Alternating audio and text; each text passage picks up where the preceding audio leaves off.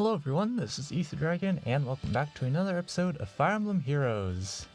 So I gotta blitz through the replays because I have stuff to do and there's not much time, but all I gotta say this week is about as I expected, people sabotaging themselves and my team getting steamrolled. I decided to make it an actual meme defense by having my Brave Camilla just waste literally all the actions using Restore, and of course not using Hardy Bearing. And let's be real, Brave Camilla is not really much of a vantage threat when she's closer to the front line to get sniped off. So you'll see some vantage sweeping and whatnots, but I'm just genuinely confused by people's strategies approaching the setup. It's not like the defense tile, it's like the defense tiles are technically free, but people don't really use it correctly. Like, I don't have lunge or anything, so it's like you could place, say, your support unit here, and then they're never gonna get sniped off unless your carry unit is that bad. But like, this is just not a good idea, because if you don't kill, things happen. And well, the even worse case is Sonya one-shotting when you're on the defense tile with buffs. But that might be because of these two things, but honestly, I don't know. I have no idea. But I did get about as many failures as I expected this week. It's because of Camilla, it's even easier to approach this defense. I know my actual anima setup, when it's actually trying to be okay, is actually, well, okay. Like, it will give people a run for their money if they're not prepped, but it's like, this is just the pinnacle of memes, because Camilla is just literally going to waste all the actions using Restore because she doesn't have anything better to do. So units overextend and then they get sniped off, which is a very common strategy people have been doing this week. So not much of a surprise. Zero idea why they put Henry in range to get panic played as well. There's no reason to have Henry out here because, again, the restore botting is just going to keep happening. And you can see Camille is literally eating up all the dances, and of course, because I have guidance on her, Sonya can actually do something on this defense. So yeah, that's pretty much it. But this one's kind of an interesting team. You don't see this every day, but it is a thing. Broadleaf ran Kronia because she does have a decent overall bulk, and especially in the HP department compared to some particular other carry units that don't really have HP. But it's a debuff engine, and it just works out really well. They go in for a super aggressive turn 1 play, probably because they didn't want to get upheavaled by Duma, but I don't entirely know why, because I'm pretty sure with Naga, they're not running Divine Fang, that's why. Okay, that makes more sense, because then they would actually struggle to one-shot Duma, and then they would probably be concerned about stuff that happens. But yeah, they're just going to pick off the units that overextend because they have Pulse Smoke. Sonya is basically useless now. At least Restore removes the debuffs, but that's not really doing much. And Sonya's gonna do a whopping 20 damage, and she lives a hit from Kronia. Seems about Kronia because no debuffs means her base attack stats not amazing, and they can just go ahead and attack, which is completely free, and they're able to beat through the miracle because Brave Camilla's bulk, especially at +0 merges, is non-existent. It's mostly in the speed department, which isn't really going anywhere in the grand scheme of things when people have Plumeria and whatnot to outspeed us on offense. So just a solid team, not really much to say there. This person had a double Bramimon team. I think I sacked 2 or 3 units to this person. They decided to rematch, and well, The rest is history. Didn't do too well on offense this week. As usual, Legendary Chrom just cannot tank everything. He also can't kill everything, especially in one shot, which is the biggest issue. The problem with that is he's just never, ever surviving with his HP stat, and his res is not amazing. So it just all adds up to a terrible experience. Even though he was plus 10. The change phase was definitely useful this week, and the armor sling especially. I ran into like 3 armor potato balls, which is more common in anime season, but it's been becoming more and more popular recently for some reason. Totally not because of the next gen armors. Not at all. But they're just setting up, but they're taking way too long to set up. This is where the setup's gone way too far in terms of duration, and they should really just get going. And it's like, even after all that setup, it still doesn't end well, so it's just like, well... My question is just like, why? So, like, Brave Edelgard is literally by herself. Neither of the Plumerias are buffing with Flower of Plenty. Joint Drive Res isn't active. And like, Flame's not around. I don't know what's going on. And we're just gonna get the Waste of Restores moments again. Elwood does some chip damage, and after the Mirabilis debuffs, we are able to pick up the kill. And the thing about Attack Defense Soul and Elwood is he can survive some Altinas even if they pour out Twin Blades when they're debuffed or whatnot, or low invested or whatever. So that's something. But at this point, they're just gonna get stalled out because Camilla's literally just going to keep using Restore. This is the only reason why this would be okay if someone's too spooked of the team and just spends too much time setting up. They're just gonna get themselves timed out, and then that's where the miracle actually comes in handy. Is if you can't one-round KO, or if you can't one-shot and double, aka one-round KOing through miracle, you're kind of screwed. But I do definitely like my level 7 catapult. It's definitely been super useful. Not that it actually matters on column 3 because it's Duma and Mirabilis in that column. But you know, if people go in early and then roll out so they can get the turn 3 bolt tower damage on, say, Elwood, who's definitely a bit tankier, then that definitely works. I do that way too much during late season.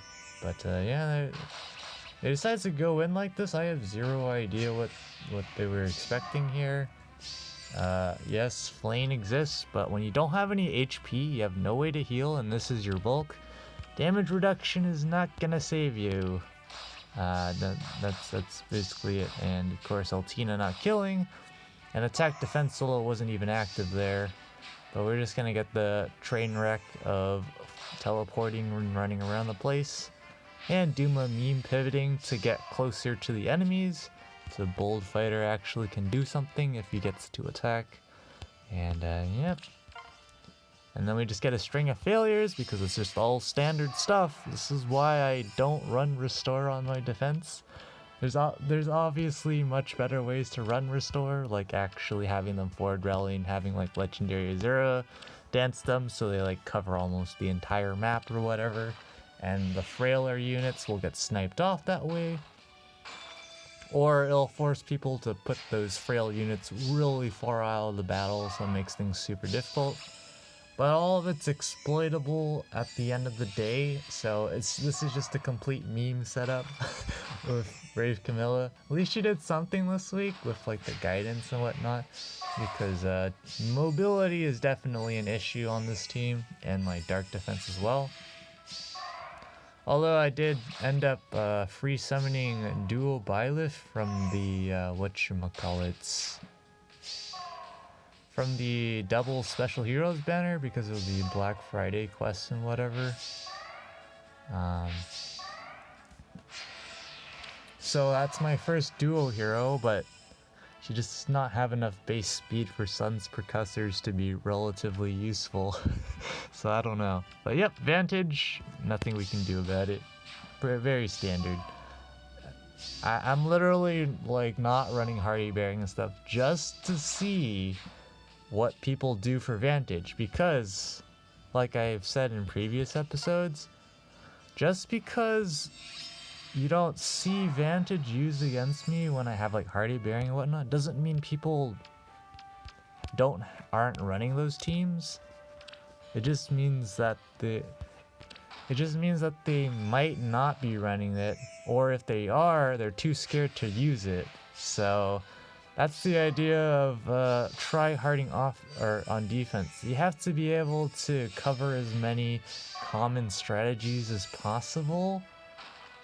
So even though the enemy team has 5 different strategies to choose from, all of them don't work, or one of them only wins with extremely careful play or whatever. And in those situations, like, I don't really care. They've earned it if they did that. But I'm not sure I'm not sure if that was like a 10,000 IQ play or I don't know. But at this point, Camilla and Sonya can't kill Plumeria, because she never attacked. Or I don't know. I'm guessing that was the case because of Flame. But yeah, very awkward sweep, but it works. And it's not like you need these particular units to beat the defense, it's just that it's easier to have. It's a lot of people just from summoning on banners and whatnot, they'll have like a single copy of them or whatever, and so they tend, and since they're quote unquote OP or whatever with their skills or exclusive shenanigans like Duo Makai's dominance, then it's definitely useful to have, but it's not like it's the end all be all. You can definitely beat this team with Omega budget builds. Especially this week's defense. This week's defense is just Brave Camilla using Restore 3 times every turn, pretty much. That's pretty much so bad. And like, this is just another case of no mobility on this team. And a lot of people, now that they have Plumeria on offense, it's a lot easier, especially the ability to just have a dancer on offense and score is so huge.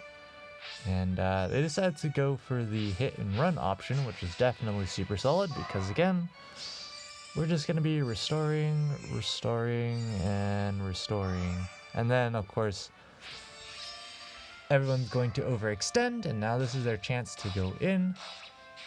Erica barely lives there. That's the unfortunate problem of attack defense solo. It's not active when you always want it to. But they can just keep on leaving because, again, restore. So bad. So again, they're just going to move out. It's like the only way this would be useful is for stalling, meme stall. Just like your team isn't actually doing anything, they're just sitting around and you have to have the enemies come to you if they want to win.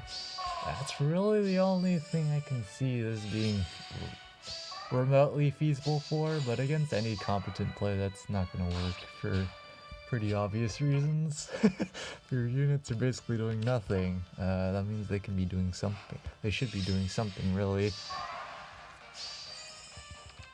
But yeah, more question mark plays coming up here. The biggest thing, they have even pulse tie. They can wait, they can set up, but no, let's just yoink our unit in and not even put Brave Lucina in range.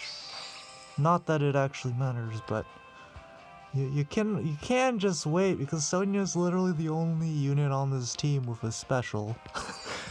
You only have to wait a single turn, and everything's nice and dandy. But nope. They should have steamrolled super easily, but that didn't happen, so rip. And they're gonna get rid of Eloid for obvious reasons. He's going to hit like a Trek. But unfortunately, we have Panic Manor and Brave Camilla actually doing something. And it's just gonna be absolute slaughter, except that Tumiri is still up, but it's a 4v1. And they've lost too many units, probably just better off not taking that match. Last but not least, literally nothing surprising here either. It's just a maxed out plus 10 Brunya, I believe it's maxed out. Yeah. All summoner support and just spamming the distant guard, because the whole idea is you're just going to wall everything. You don't even care about melee hits, but of course someone like Duma would actually, you'd have to respect Duma. Of course there's low attack speed, so he has much less attack than it appears, but you still have to respect it. You can't just hit end turn. But of course the obvious solution to that is actually just going in and attacking Duma. So that's exactly what they do here. Super straightforward. Nothing mind-blowing here, and they just go ahead and leave, because again, restore. It's such a meme. It's so bad. I might someday try out an actual restore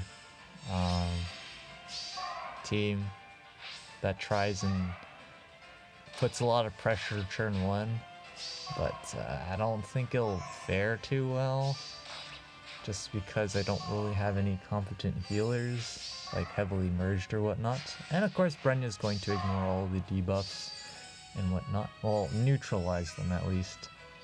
And of course the restore is just going to keep happening, because why the heck not? And it'll just be it's just GG.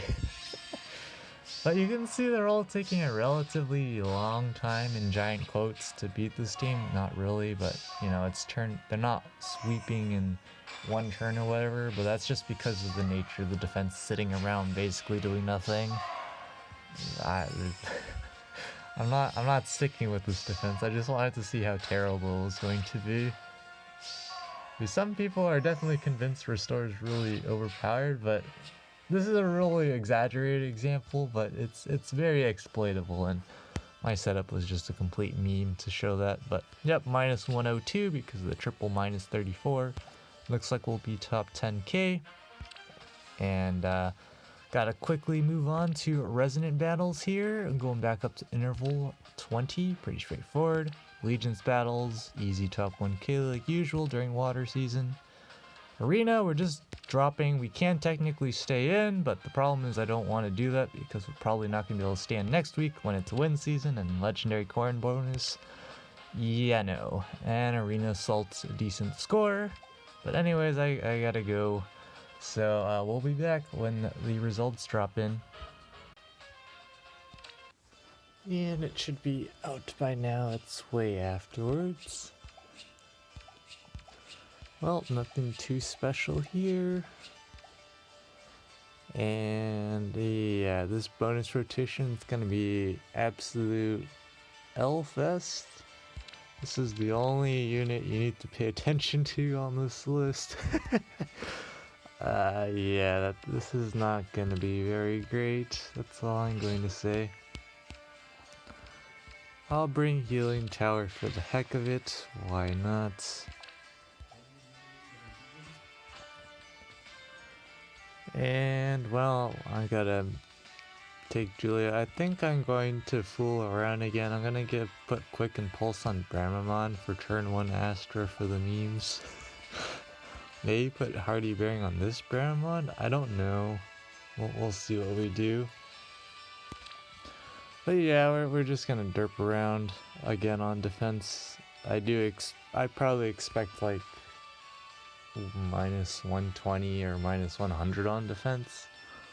Something around there, just because this is just, people can just spam Duo Lin against my defense, and it's kind of trivial. But it's not like you even need Duo Lin to take out my defense, it's just that, it happens to make it really straightforward because the entire team just barely moves anywhere. Can just hit and run for the most part. half unscathed. Some people, they just do a super basic kit and run, which is never going to work if you don't have someone who can, say, tank Bramamond, which is not a trivial thing to do for any unit, but nothing out of the ordinary here. Just building up our feather stockpile so that it can go disappear in like 2 seconds. Because there's so many units I still want to max. For example, Raven here's at +5. I definitely want to get him to +10. Also should just finish out his skill set. Like, I gave him Budget Fury 2 and Desperation 2. I have the resources to give him Fury, Desperation, like the full Fury 3, Desperation 3. I haven't done that yet. I've been thinking about Baruka. She's definitely been pretty solid in arena assaults. Definitely does her job.